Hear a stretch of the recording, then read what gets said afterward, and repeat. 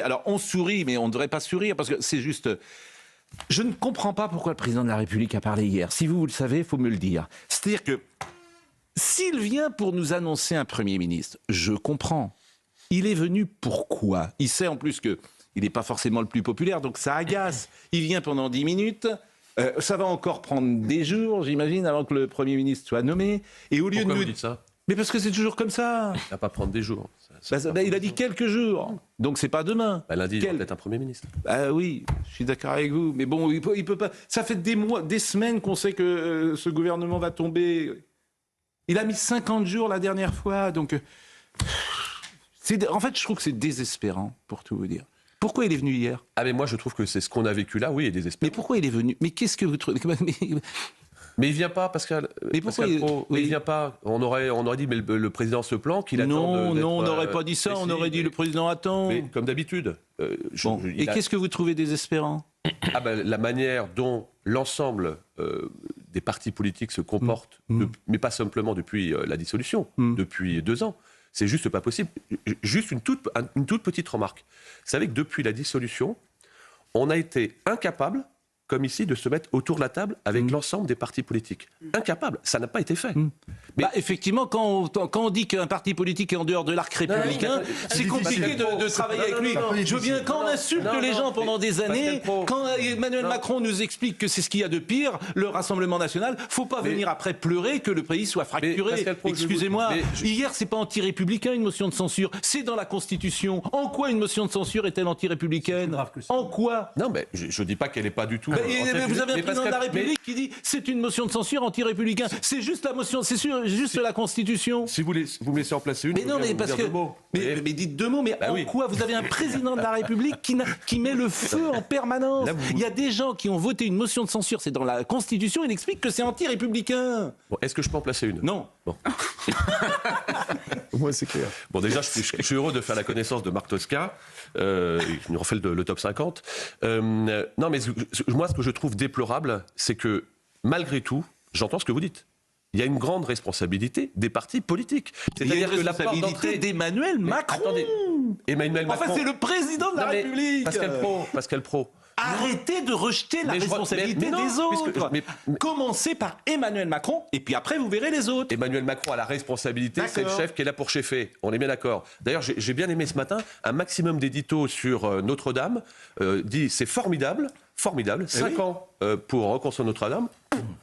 On peut quand même reconnaître au président Macron qu'il est à l'impulsion de cela. Mais je passe mon temps à le dire. Je passe mon temps à le dire. Mais je passe mon temps à dire. 5 ans pour construire Notre-Dame, 6 mois pour détruire nos institutions. C'est un record. Bon, j'ai bien fait de venir, moi, ce matin. Carl Olive, je passe mon temps à dire que la Notre-Dame, c'est le président de la République. Jurisprudence Notre-Dame. Il devrait faire avec Notre-Dame, avec la France, qu'il a fait avec Notre-Dame. Je passe mon temps à le dire. Donc, ce que je vous dis, c'est qu'aujourd'hui, j'entends tous les donneurs de leçons, et notamment les amis de gauche, qui disent on va trouver le fait de ne pas faire de censure, et on va pouvoir discuter ensemble. Bah merci. Ça fait juste 6 mois qu'on attend cela. Moi, ce que je voudrais... Pardon. Non, mais juste parce que moi aussi, je suis énervé par rapport à ça. Parce que quand vous êtes sur le terrain, quand vous passez beaucoup de temps sur le terrain, quand vous avez été maire, on s'est rassemblés dans des intérêts qui sont divergents, au service de nos villes. On devrait faire la même chose au service de la France. Mais chacun est dans son couloir. Eugénie Bastier. Le blocage politique du pays, c'est simple, c'est la facture du Front républicain. C'est un artifice politique qui a mis au banc de la vie politique 11 millions de Français, et on paye aujourd'hui ce résultat. Parce que vous ne pouvez pas en même temps appeler au compromis et au dialogue et marginaliser pendant les élections un parti politique qui est le premier parti politique de France en termes de voix. Ça ne marche pas. On ne peut pas dire d'un côté c'est le diable et après on va discuter avec le diable, on va lui demander d'être constructif. Ça ne marche pas. C'est ça qu'on paye aujourd'hui. C'est ça que vous payez aujourd'hui. Et deuxièmement, la dissolution a été faite pour apporter de la stabilité au pays et pour éviter la motion de censure. Hier, on a eu une motion de censure, donc le président de la République aurait dû dire que cette dissolution était une erreur. On l'aurait peut-être compris, mais cette dissolution était une erreur. Bon, une fois qu'on a dit ça, moi je partage ce que vous dites, et j'ai fait partie de ceux... Vous trouvez que c'est une erreur ? On voit bien ce qui se passe aujourd'hui. Mais enfin, donc vous trouvez que c'est une erreur, la dissolution ? On voit bien ce que dit non, madame... Mais vous... Moi, je fais partie de ceux, et je l'avais dit à votre micro, Pascal Praud, où avant la dissolution, le pays de toute façon était bloqué. Mais il est encore plus bloqué là. Non. Si la dissolution n'aurait pas été une erreur si on avait pu avoir un budget, mais on n'a pas eu de budget. Quand on y réfléchit bien. Ah oui, parce qu'on réfléchissait mal. Depuis 10 minutes, on réfléchissait mal. Non, mais là, on va réfléchir. La nuit m'a porté conseil. J'ai écouté, je vous avais dit hier soir aussi. La France, elle a perdu 5 mois. Entre les 2 mois pour trouver un Premier ministre, les 3 mois de palabres qui ont abouti à une motion de censure sans aucune réforme, alors que le pays a besoin d'être mis sur les rails. Moi, ce que je suggère, c'est lorsque lundi, le Premier ministre sera nommé, qu'il aille devant les parlementaires, c'est la démocratie, qu'il fasse un discours de politique générale, il le fera, mais qu'il demande la confiance, tout de suite, pas perdre encore 3 mois pour savoir s'il y aura une motion de censure ou pas, qu'il demande le vote de confiance à la clé après son discours de politique générale. Pour avoir la confiance, Florian Tardif ? Pour avoir la confiance, s'il engage, oui, c'est la majorité. Il ne l'aura pas. Donc, il n'y a pas de majorité. Bien évidemment. Il n'y a pas de majorité absolue. Non, mais là, pourquoi ça prend du temps ? Pourquoi ça prend du temps ? Et d'ailleurs, pourquoi c'est une erreur de la part de Marine Le Pen d'avoir censuré Pascal ? C'est parce que potentiellement, elle est en train de se mettre à la marge de tout ce qui va se passer ces prochains jours. C'est-à-dire qu'elle donne une occasion, et je le dis depuis plusieurs jours, à Emmanuel Macron de tenter de récupérer le bloc socialiste. Si Emmanuel Macron arrive avec un Premier ministre dont on ne connaît pas le nom, ça va être compliqué. Mais le bloc socialiste... C'est impossible, il y a 70 socialistes, c'est impossible. Alors, oui, mais sauf qu'il suffit de 40, 50 socialistes pour ne plus avoir à dealer avec... Dans 6 mois, ces gens-là, vont revoter pour les législatives. Ils doivent tous leur siège à Jean-Luc Mélenchon. Tout à fait d'accord. Je suis tout à fait d'accord. Mais en attendant, pour reprendre votre expression, ils vont très certainement à la soupe. Et pour l'instant, la soupe n'est pas du côté du nouveau Front populaire. C'est impossible, t'es obligé de nommer un... Écoutez, c'est très simple, tu nommes Bruno Retailleau et tout ira bien. Voilà. Bruno Retailleau sera un très bon Premier ministre. Mais je pense, Pascal, que ce soit Bruno Retailleau ou François Baroin ou David Lisnard, l'équation sera la même. Si, encore une fois, les partis politiques ne veulent pas discuter entre eux et non pas les uns à côté des autres, si le pays n'est pas plus important que les partis, je vous le dis, on ne s'en sortira pas. Mais Gabriel Attal, il a savonné la planche de Michel Barnier, alors qu'ils sont a priori, vous le savez comme moi... Il n'a pas voté la motion de censure, sauf à ce que je me trompe. Oui, mais sauf à ce que je me trompe, mais tout le monde sait qu'il a savonné la planche. Le sujet et qu'aujourd'hui, il ne veut pas de Monsieur Lecornu. Vous parlez des partis. Vous avez Gabriel Attal qui dit « je veux pas de Lecornu parce que Lecornu est trop proche du président de la République ». Et vous trouvez ça bien ? Et le président de la République accepte ça ? Et Sébastien Lecornu sera un très bon Premier ministre également. Et le président de la République accepte ça ? Le diktat de Gabriel Attal ? Vous en savez, peut-être que lundi sera nommé Sébastien Lecornu. On parie ? On parie ? On peut parier. Rachel Kahn. Juste, comment vous pouvez convaincre alors que votre groupe est divisé ? Votre groupe est totalement divisé entre une aile gauche majoritaire et en gros 30% des députés qui sont à droite. C'est-à-dire que moi je ne fais pas de politique politicienne, j'essaye d'avoir la porte d'entrée que sont les Français. Vous ne faites pas de politique politicienne, mais vous devez quand même prendre en compte la réalité. Oui, mais vous voyez ce que... C'est-à-dire avant de dire les partis doivent discuter entre eux, commencez au sein de votre groupe à discuter entre vous. Je vais vous dire, moi je partage ce que disait Madame tout à l'heure. J'ai fait partie de ceux qui ont insisté sur le fait que c'était une erreur politique de ne pas avoir permis au Rassemblement national d'être à l'exécutif de l'Assemblée nationale, comme les collègues de la France Insoumise. Et je pense qu'on paie aussi ça de la part de Madame. Ça, pour le coup, c'est anti-républicain. Alors voilà, maintenant je vais parler. Voilà. Allez-y. Non mais j'ai adoré dans votre édito, cher Pascal, le fait que vous parliez du 100 mètres. Parce que vous savez quoi ? Moi, j'étais sportive de haut niveau, j'étais sprinteuse. Ce mandat est très mal parti. C'est presque un faux départ. Les premiers appuis ont été catastrophiques et nous en payons les conséquences aujourd'hui.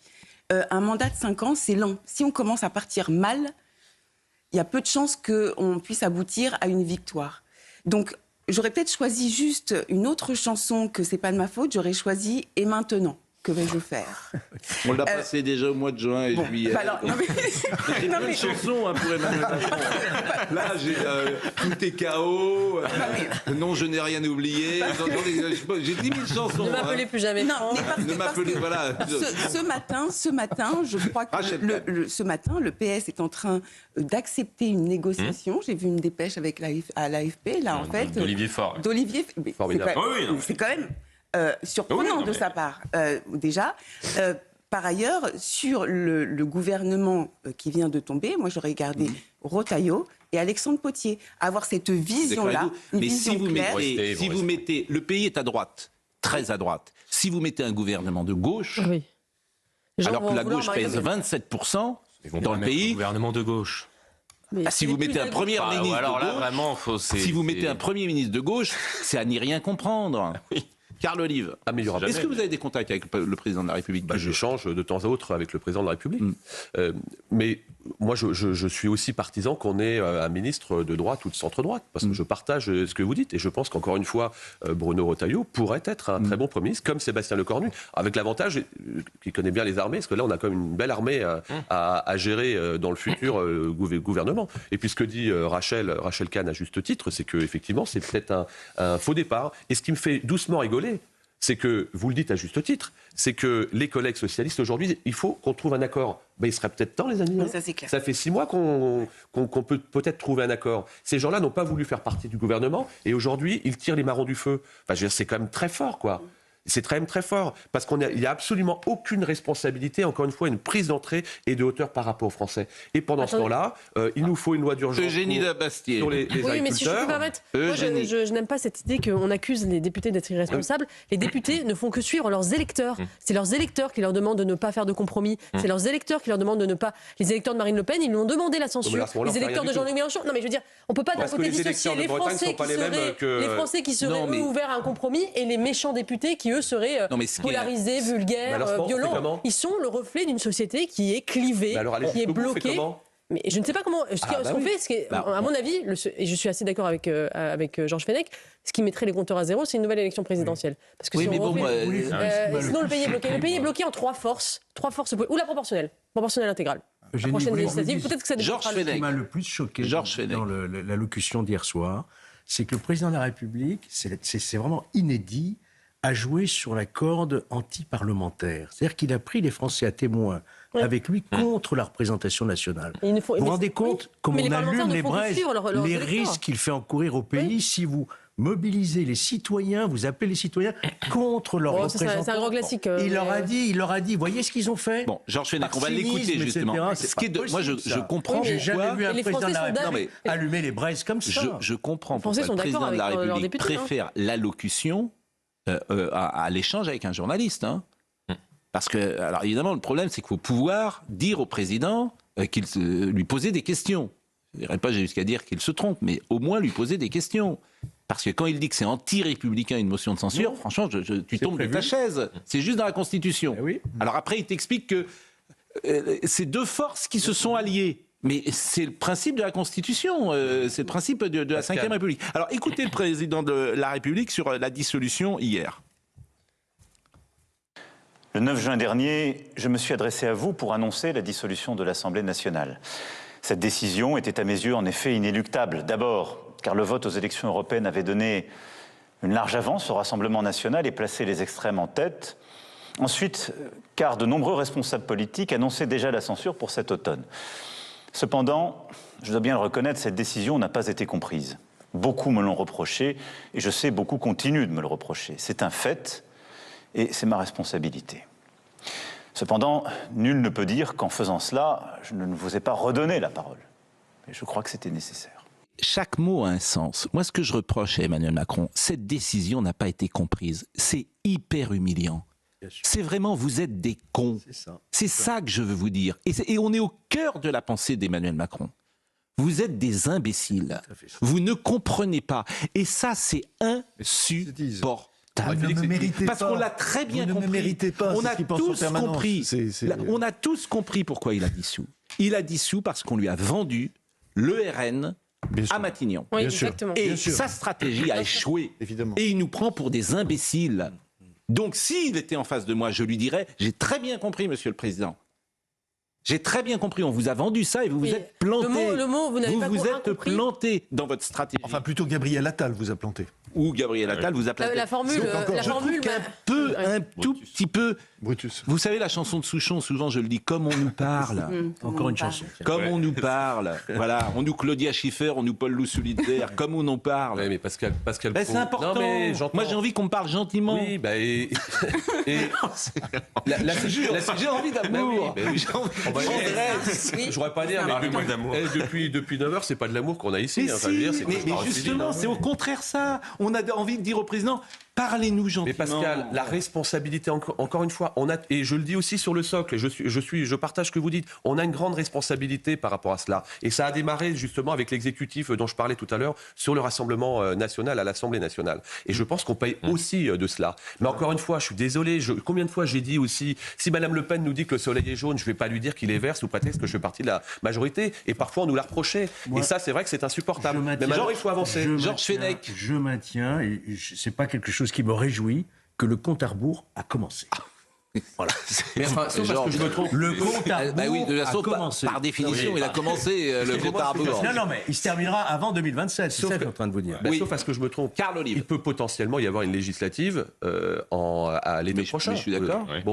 Et donc, on peut peut-être simplement se dire, il reste 6 gros mois. Est-ce qu'on ne peut pas trouver des accords de taxe sur l'urgence de la situation? La France peut encore se permettre d'attendre 6 mois. Pour la loi de programmation militaire. Oui, mais là encore, la parole publique. Mercredi, M. Barnier nous explique que si la censure est votée, c'est grave, ce sera un drame, il se passera ceci, on sera le chaos. Et hier, que nous dit le président?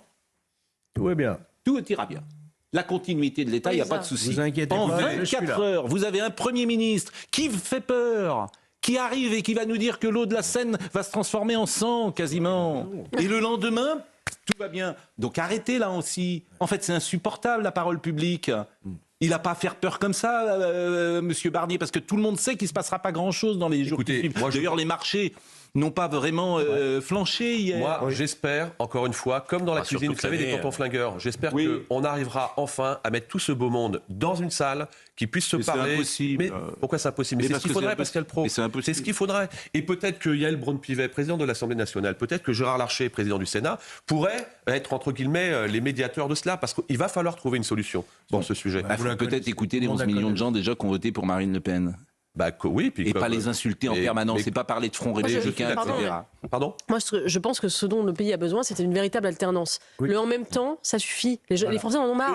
On leur dit de faire des compromis. On leur dit il faut que droite et gauche s'entendent. Ça fait 7 ans que droite et gauche s'enttent au gouvernement et qu'il n'y a pas de ligne claire. Ce que veulent les Français, c'est un gouvernement soit très à droite, soit très à gauche. Ils sont divisés là-dessus. Et le clivage droite-gauche, il est de retour. Et je pense que ce dont le pays a besoin, c'est une véritable alternance politique et pas ce centrisme élitaire qui ne fait que faire monter la pression populiste. Donc là, vous banalisez le choix des Français. Carl Olive. Ils ont voté, mais avec des désistements qui ont faussé le jeu électoral, et qui ont brouillé le résultat qu'ils voulaient donner. Mais il ne faut pas prendre les Français pour des ânes. Et quand ils vont aux urnes, ils savent ce qu'ils veulent. Contrairement à d'autres. Bon, le carillon d'Europe 1 et Monsieur Hill est là.